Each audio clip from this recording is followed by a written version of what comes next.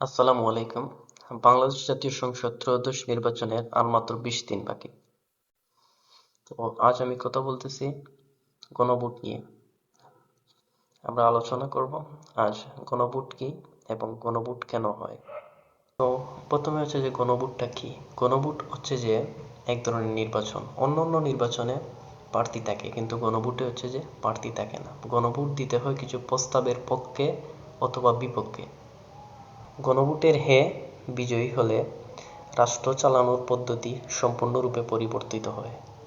2024 সালে গণভোট কেন হচ্ছে? 2024 সালের 5ই আগস্ট জনগণ যে আকাঙ্ক্ষা নিয়ে যে অভ্যুত্থানটা ঘটিয়েছিল সেটারই একটা রূপরেখা। গণঅভ্যুত্থানের আকাঙ্ক্ষার প্রণীত জুলাই সনদ 25-এর গুরুত্বপূর্ণ সুপারিশসমূহ বাস্তবায়নের।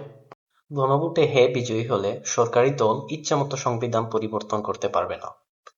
সংবিধানের গুরুত্বপূর্ণ পরিবর্তনের ক্ষেত্রে পুনরায় গণভোট চালু হবে।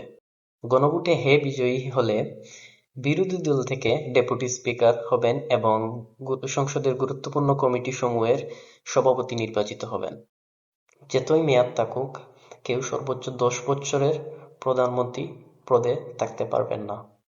সংসদে পর্যায়ক্রমে নারীদের প্রতিনিধিত্ব বাড়তে থাকবে এবং দেশের বিচার ব্যবস্থা স্বাধীনভাবে কাজ করবে। আপনার মৌলিক অধিকারের সংখ্যা, যেমন ইন্টারনেট, কখনো বন্ধ করতে পারবে না। কোনো বিচারের দণ্ডপ্রাপ্ত আসামিকে রাষ্ট্রপতি ইচ্ছামতো ক্ষমা করতে পারবেন না।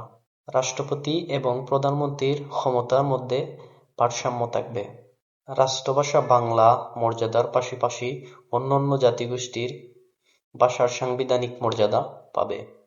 আপনি যদি গণভোটে হ্যাঁ দেন, তাহলে এই উপরে এই একটু আগে উল্লেখিত সব বিষয় আপনি পাবেন, নয় আপনি অন্যথায় আপনি পাবেন না। অন্যথায় হবে কি, সরকার তার ইচ্ছামতো সংবিধান তৈরি করতে পারবে, সরকার ইচ্ছামতো সে যতদিন চায় থাকতে পারবে,